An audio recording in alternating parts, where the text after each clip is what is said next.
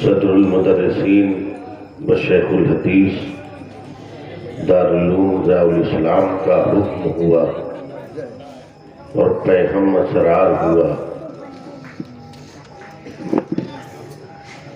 ان کے حکم کی زنجیروں میں بندھا ہوا میں آپ کی اس بزم محبت میں حاضر ہوں۔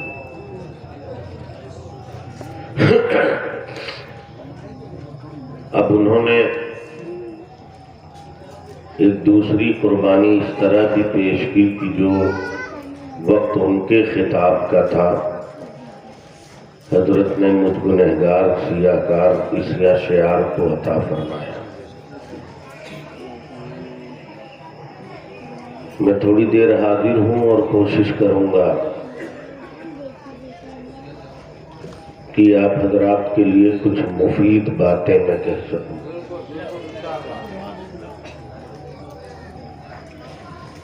میرے عزیز،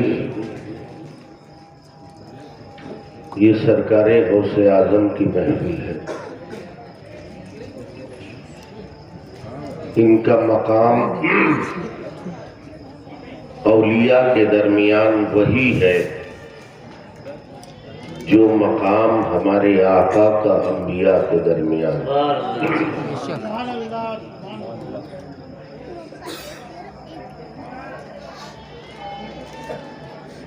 یہ ولیوں کے سردار ہیں، غوث الاعظم ہیں۔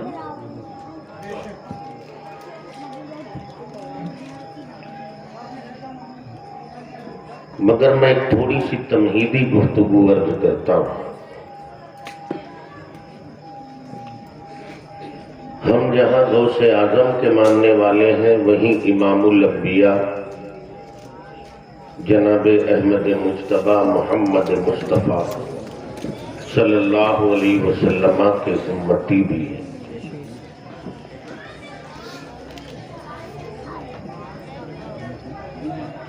سوال میرا آپ سے یہ ہے،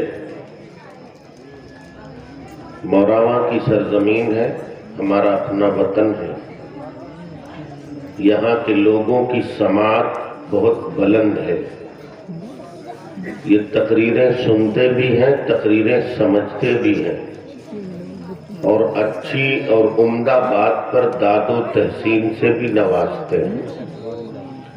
ان کا معیار سماع بہت بلند ہے، یہ ہمارے لیے بڑے فخر کی بات ہے۔ مگر میں ایک چھوٹی سی تمہید عرض کرتا ہوں۔ ہم نبی کے امتی ہیں اور اس پر ہمیں اور آپ کو بڑا ناز ہے، ہونا بھی چاہیے۔ مگر آپ یہ بتائیں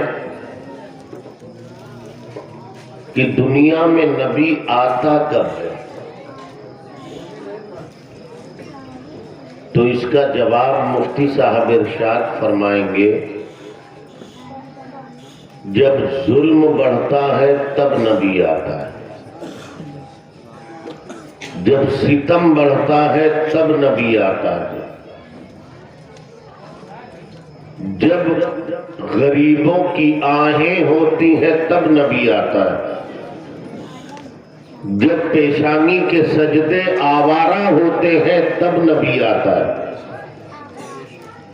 جب معاشرے کی برائیاں اپنے شباب پر انگڑائیاں لے رہی ہوتی ہیں تب نبی آتا ہے، جب جھوٹ کا دور دوڑا ہوتا ہے تب نبی آتا ہے، جب صنف نازک عورتوں پر ظلم و تشدد کے پہاڑ ڈھائے جاتے ہیں تب نبی آتا ہے، جب حیا رخصت ہو چکی ہوتی ہے تب نبی آتا ہے، جب بے غیرتی اپنے شباب پر انگڑائیاں لیتی ہے تب نبی آتا ہے، جب کوئی بچی زندہ درگور کی جاتی ہے تب نبی آتا ہے۔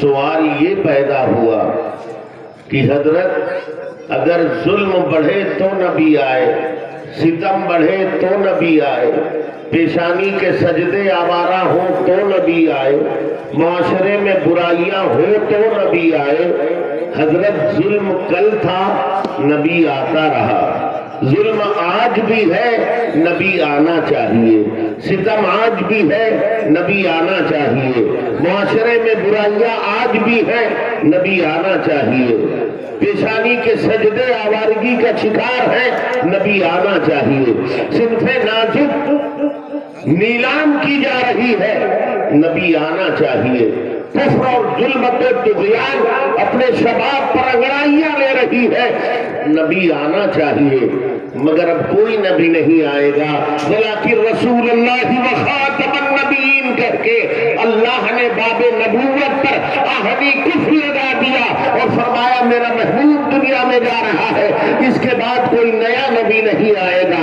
جب اللہ نیا نبی نہیں بھیجے گا تو نبی کے آنے کا جو سبب تھا وہ سبب موجود ہے، اس لیے نبی کو آنا چاہیے۔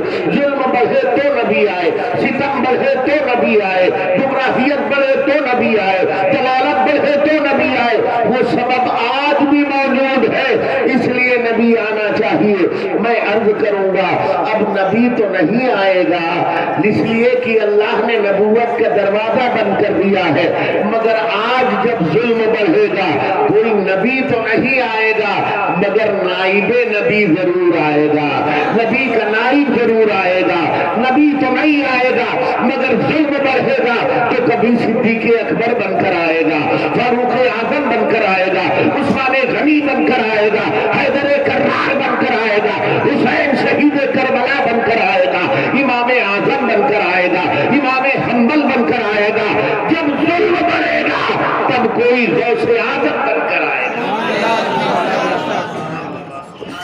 جب ظلم بڑھے گا تب کوئی غوث اعظم بن کر آئے گا۔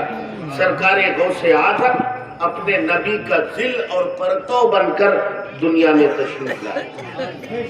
ان کے زمانے میں بھی ظلم اپنے شباب پر تھا، حکام اور عمرا معاشرے اور عام مخلوق سے بالکل غافل تھے، ان کی محفلیں رباب و طاؤس اور گھنگرو کی جھنکار پر گزر رہی تھی۔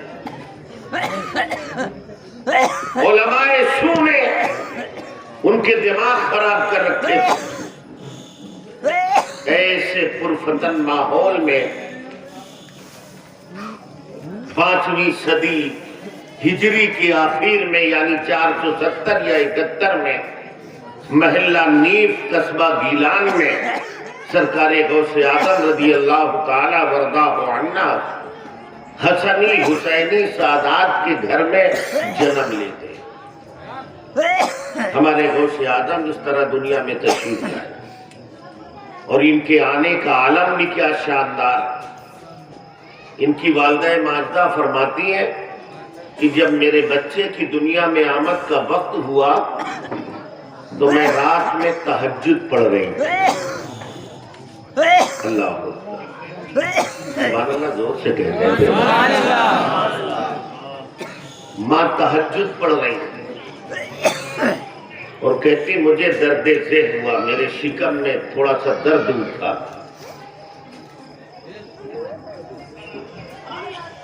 کہتی اور چند لمحے کے بعد میرا بچہ دنیا میں آیا اور اس کا آنا تھا کہ مجھے ایسا لگا جیسے پوری دنیا میرے سامنے روشن ہو گئی،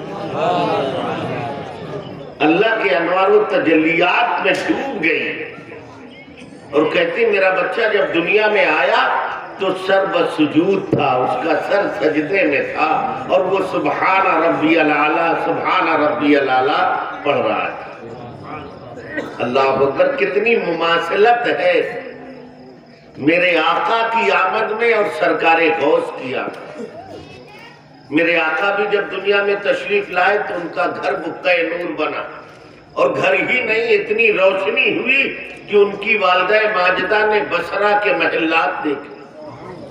غوث اعظم بھی تشریف لائے تو ان کی ماں کے سامنے پوری دنیا روشن اور تابناک ہوئی۔ میرے آقا تشریف لائے سر سجدے میں تھا اور زبان پہ تھا الحمدللہ حمدن کثیرا واللہ اکبر کبیرا رب حبلی امتی رب حبلی امتی رب حبلی امتی۔ یہ میرے آقا فرما رہے تھے. اور سرکار غوث اعظم تشریف لائے، سر سجدے میں ہے اور وہ سبحان ربی الاعلیٰ سبحان ربی الاعلیٰ سبحان ربی الاعلیٰ کی طرح. اللہ اکبر. کتنی مماثلت ہے آنے میں، اور وجہ اس کی یہی ہے کہ انبیاء میں جو مقام میرے آقا کا ہے، اولیاء میں وہی مقام سرکار غوث. فرماتی ہیں کہ میرے بچے کی ایک کرامت اور عرض کرتی ہے. رمضان مبارک میں میرا بچہ دنیا میں آیا تو صبح صادق سے لے کر غروب آفتاب تک کے وہ دودھ نہیں پیتا. کہتی ایک مرتبہ مسئلہ ابرآلود تھا، لوگوں کو پتہ نہیں چلا کہ چاند ہوا یا نہیں، تو پورے علاقے کے لوگ میرے گھر آ گئے اور مجھ سے پوچھا فاطمہ بتاؤ تمہارا بیٹا دودھ پی رہا ہے یا نہیں. کہتی میں نے کہا نہیں میرا بیٹا فلاں سے فلاں وقت تک کے دودھ نہیں پیتا. فرمایا پھر چاند کی تصدیق ہو گئی. اللہ میرے غوث کا یہ حال. سن رہے ہیں سرکار غوث اعظم رضی اللہ تعالیٰ ان کی یہ مادرزاد ولی ہے، مگر 18 سال کی عمر میں آپ کو پڑھنے کا شوق ہوا بظاہر روایات کے اعتبار سے. کہتے ہیں کہ مجھے ایک جذبہ پیدا ہوا. بچپن میں والد پھر والدہ کی کفالت میں رہے، والد کا گزر ہو گیا، دنیا سے تشریف لے گئے. مجھے شوق پیدا ہوا. کہتے میں گیا ماں کے پاس، میں نے کہا امی میرا جی چاہتا ہے کہ میں عالم بنوں. توجہ ہے آپ کی؟ میرا جی چاہتا ہے کہ میں عالم بنوں، ماں مجھے اجازت دے. شوہر نہیں ہے، غوث پاک کے والد کا انتقال ہو گیا ہے، زمین ہے، اسے سرکار غوث اعظم کھیتی کرتے ہیں اور جو کچھ پیدا ہوتا ہے اپنی اور اپنی ماں کی کفالت کرتے ہیں، کھانے پینے کا انتظام کرتے ہیں. تنہا سہارا ہے سرکار غوث اعظم اپنی ماں کا. مگر جب انہوں نے کہا ماں میں تعلیم حاصل کرنا چاہتا ہوں، تو ان کی والدہ ماجدہ نے کہا بیٹا اگر تم علم حاصل کرنا چاہتے ہو تو میں کون ہوتی ہوں روکنے والی، تم تیاری کر کے میرے پاس آؤ. وہ آئے، پھر ان کی صدری لیا، اس میں 40 دینار سل دیے. کہا یہ تمہاری ضرورت کے لیے. آج کوئی ماں ہے ایسی کہ جس کا تنہا سہارا ہو اور وہ جائے کہیں باہر تو ماں جانے دے؟ نہیں. مگر سرکار غوث اعظم کی والدہ ماجدہ نے فرمایا بیٹا تم علم دین حاصل کرنے جا رہے ہو، جاؤ میری طرف سے، اور میرے پاس یہ نذرانہ ہے، اسے اپنی ضرورت کے لیے لے جاؤ.